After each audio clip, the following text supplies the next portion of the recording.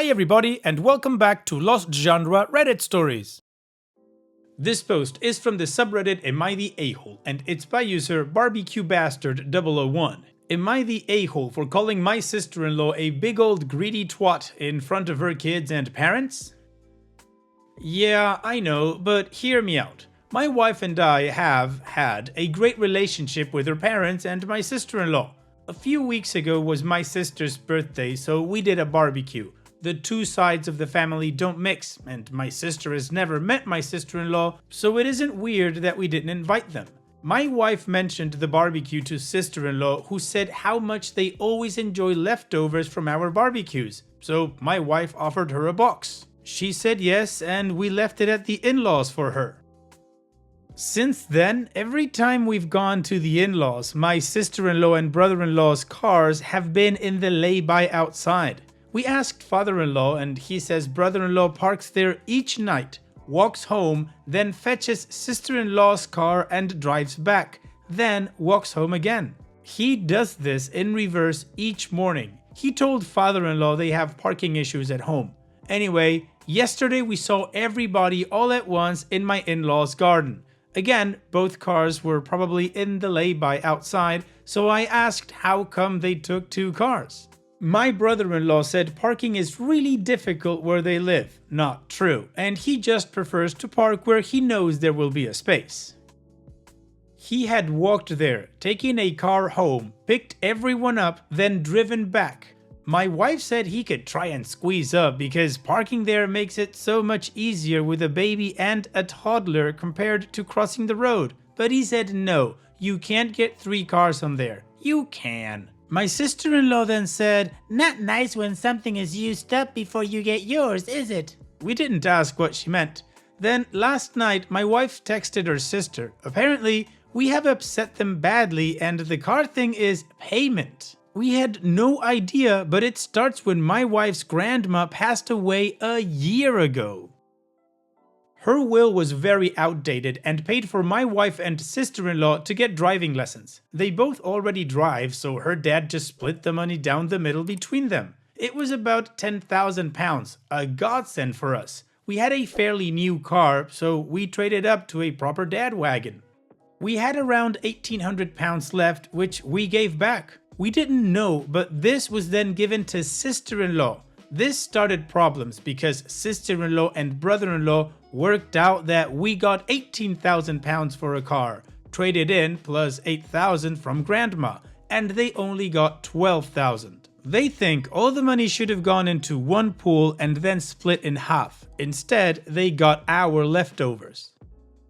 They have been looking at everything we do as an insult, and the barbecue box we sent was the last straw. My sister-in-law referred to it as table scraps and said it was insulting. So this morning we went to the in-laws to talk about it, and I said to my wife, if they ask why you're asking, are you going to explain that sister-in-law is being a big old greedy twat? And it turns out my sister-in-law was in the garden. She shouted, "What did you effing called me?" And now I'm obviously in trouble. She kept yelling, so I took the dog and walked home. My wife sent me a message, "Do you want me to tell her you said sorry?" And I said, haha, no. And she responded, "Not helping. I am pretty certain I was not the arsehole here originally, but I'd appreciate an outside perspective." Now, my big mouth has upset my wife and in-laws, which do make me in the wrong for sure on that side. Well, OP, from what you're telling us, your in-laws have taken a weird offense to things you just did out of nature, and it's like they were looking for something you did to get angry. So from what I understand, your family got £10,000, but you didn't use it all, and instead of your wife using the rest of her inheritance for whatever she wanted, or putting it in a savings account, you guys decided to give it back to your wife's dad. That money ends up going to them, and they figure that for some reason the dad would play favorites, but it's your fault? And the barbecue, she asked for some leftovers and then they get offended when you give them what they wanted? OP, no, you are definitely not the a-hole. Sure, maybe the choice of words was not the best, but yeah, she does sound a little bit greedy regarding all of this. Look, I would usually suggest you talk to them, but they don't sound like they're in an open to conversation kind of mood, so I give it a few days and then maybe I'd approach them. And what do you guys think about this whole situation? What is your judgment? Let me know in the comment section, and now let's move on to the community comments to see what they said. Mendowin says, "This is insane. Your sister-in-law is insane. Jeezy, crazy, not the a-hole. Why did you give the money back? Was it not left to you in the will? I don't understand the logic of the proceeds of you selling your car somehow being tallied up in the inheritance total. That's bananas." They asked for a box of barbecue leftovers and were insulted when you gave them a box of barbecue leftovers? Could they have been passive-aggressively been asking for an invite and your wife took them at face value? If anything, that makes them even more the a-hole. I'm just trying to work out their logic, but there is none because this is all illogical. Well, I'm just baffled. Angelica Levi 21 says, "Not the a-hole. Jeez, do people ever grow up? Instead of talking to you like a normal, working, functional adult, like, hey, I was just wondering, how come you guys got more money from the will instead of us?" She chose to be petty and rude about it instead of communicating. I've seen children negotiate and talk about things that bother them better than your sister-in-law. Your wife, who was trying to be nice, asked whether they wanted some barbecue leftovers, and they for some goddamn reason were offended because they agreed to leftovers? What the hell is the logic here? Kilmasis says, "Not the a-hole. Your boisterous and loud-mouthed personality didn't help, and the universe just lined up perfectly for everything to go wrong for you, simply because sister-in-law and family were insecure about things and couldn't just open up an adult discussion. You didn't do anything wrong in my opinion, other than the crude remark that sister-in-law caught, which you should probably apologize for being rude. Otherwise, I think you've been doing them a lot of favors they were too blinded by their insecurities to see. In the event that your wife hasn't been able to resolve it, I'd suggest asking for an adult discussion with them, hopefully with father-in-law present, just to straighten things out."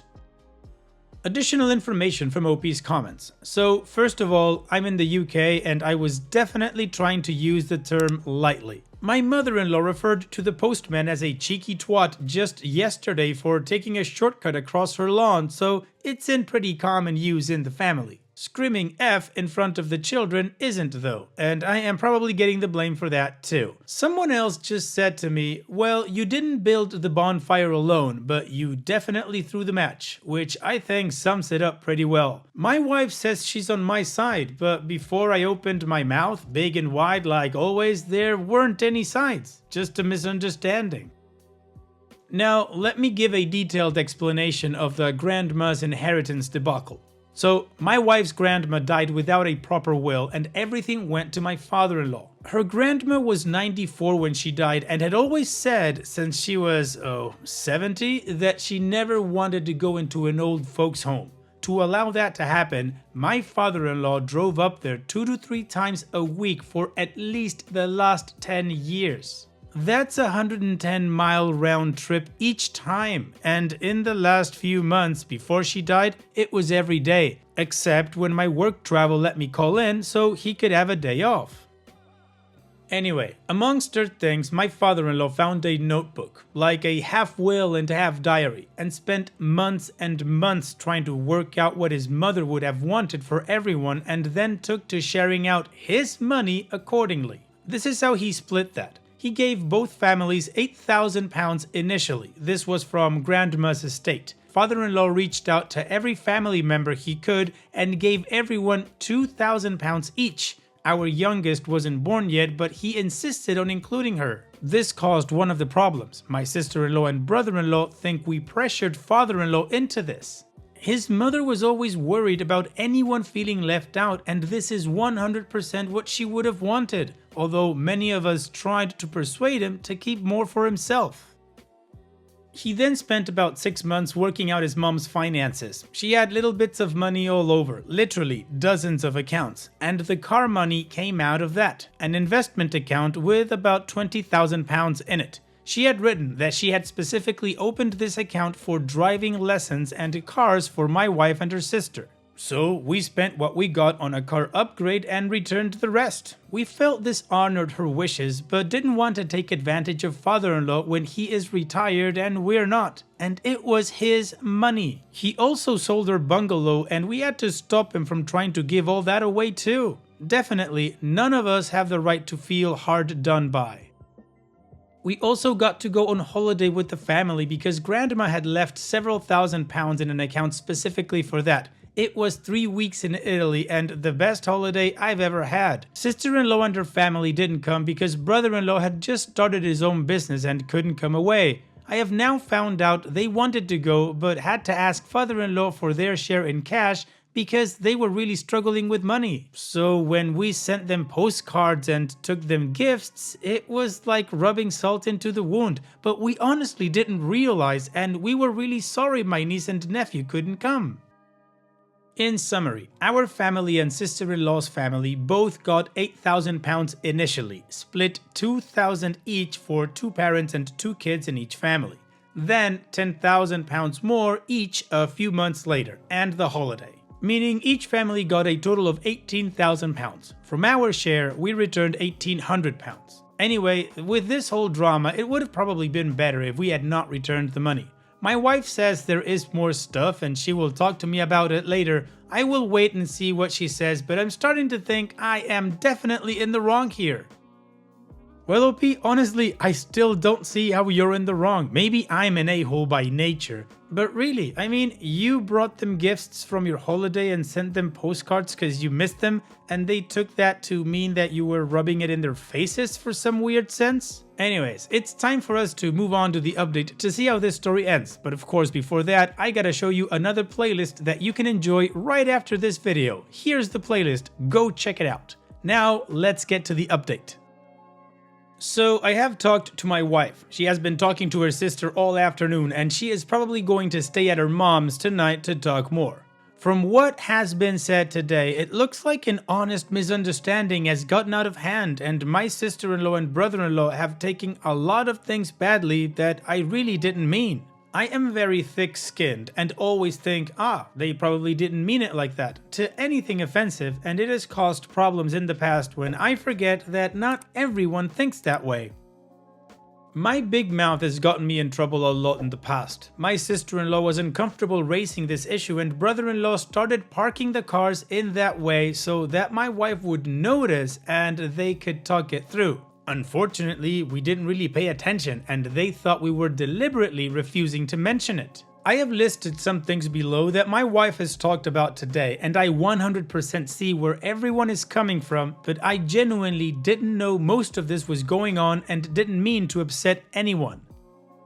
As I said in my comments, my father-in-law included our unborn daughter in the inheritance from his mom. Sister-in-law and brother-in-law are convinced I pressured him into this. You see, when she was born, he gave her a check for £1,000. He has done this for all his grandkids, and I said something like, wow, the richest baby in all the land.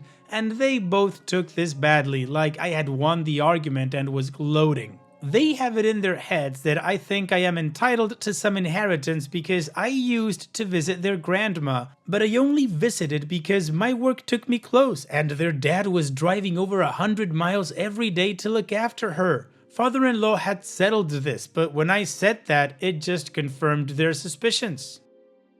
Also, the first time we saw them after Corona started being a thing, my brother-in-law told me he quit his job to start his own business. I said, oh, bad timing, meaning that with COVID around, it was an awful time to try and get a business going. Both brother-in-law and sister-in-law took this very badly and believed I was criticizing his idea, which I definitely was not. It is not an area I know anything about, but I didn't notice how upset they were.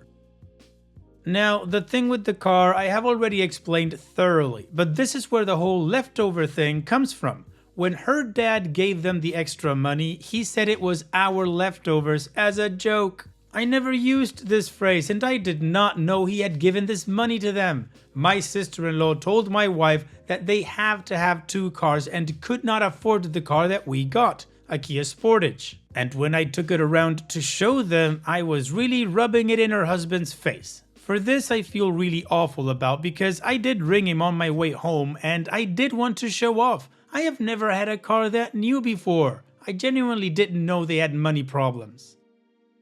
In the past few months, I have said a lot of things that looking back really did look like I was trying to get at them. When the lockdown started, they didn't have a PC, so I gave them our laptop and a printer so the kid could do their homework. Brother-in-law got some games for it, but they wouldn't run. It's not a gaming PC. So he wasted his money there, which caused a big fight. Sister-in-law asked me by text how old the laptop was, and I replied, I don't know, a couple of years, which she took again as leftovers. When I got her text, I did not realize an argument was going on at home.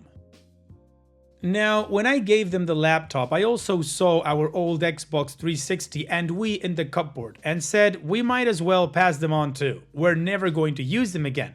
They are not a tech-heavy family and have never had a console to my knowledge. So my nephew and niece were really happy, but brother-in-law knows it's some old tech and was not impressed. Again, I didn't know this. Then, on a family Zoom call, I asked my nephew if he'd played Skyrim, and when he said no, I made a big show of saying I only gave him the Xbox so we could talk about Skyrim for hours and he should play it.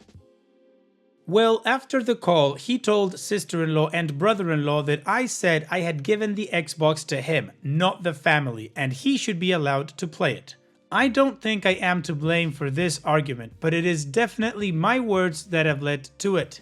I later found out that this argument was really caused because brother-in-law set the Wii up in the living room and the Xbox up in their bedroom to use as a DVD player. And this whole thing was settled, and then my comments on the call made it all kick off again. I did absolutely give them the stuff for the family, and I definitely misspoke when I said I gave that Xbox to my nephew. Finally, the barbecue thing. I love cooking, and whenever I do barbecue, I keep going for several hours to do barbecue boxes for various family and friends. I believe they are quite generous. For example, the ones after my sister's birthday each had half a chicken along with some ribs, sausage, and a steak skewer. I always call these boxes leftovers so no one feels awkward taking them. It is not meant to indicate that it isn't good food or anything. When I took them to my in-laws, no one was in, and the boxes were not the same. No spicy coatings for mother-in-law. So I wrote sister-in-law's lovely leftovers in marker pen on her box and put them both in the fridge. After the thing with the car, the laptop, the Xbox, and everything else, it really looked like I was just trying to rub it in that we have more money than them and make her as angry as possible. So yeah, I have not been trying to upset anyone, but with my big mouth, I can see from their point of view I am 100% the a-hole. Each individual thing I can kind of explain, but when you take it all together, it is pretty awful. I know people are saying I'm not at fault, and I appreciate that. It is helping me feel better about things. But sister-in-law and brother-in-law have been arguing a lot over the last few months, and every single argument they can trace back to something I've said or done, which kicked it off in one way or another. A lot of the time they thought I knew about an argument they had, or like the money thing with my father-in-law, but I honestly didn't know and didn't realize my comments were upsetting them. I didn't mean to starts to wear thin when you hear the 10th different way you caused a screaming match. I can remember my own granddad saying to me after I dropped something on his head, "Just because it was an accident doesn't mean it didn't hurt." And I need to respect that I have caused a lot of pain that hurts just the same regardless of how it was meant at the time. And by the way, my wife didn't even mention the name calling from this morning when she came home. And that's it. I have to say, I feel like OP was browbeaten and gaslit into thinking he was an a-hole. Am I wrong? Please let me know if I'm wrong, but it's like they're angry at OP for things he didn't know or even had access to, like he was supposed to know just cause. I kind of feel like OP was the scapegoat for their fighting over money trouble. But anyways, OP, I wish you all the best in the future and hopefully their situation will change and you realize you're not to blame here. Thank you for sharing and take care. And that's it for today's video. Thank you so much for taking the time to watch it. Now, if you've gotten to this point in the video, I assume that you like these stories that I'm reading out. So here are a couple more that you might enjoy. And if you don't have any time to watch another story right now, save it for later, and also, don't forget to hit that subscribe button.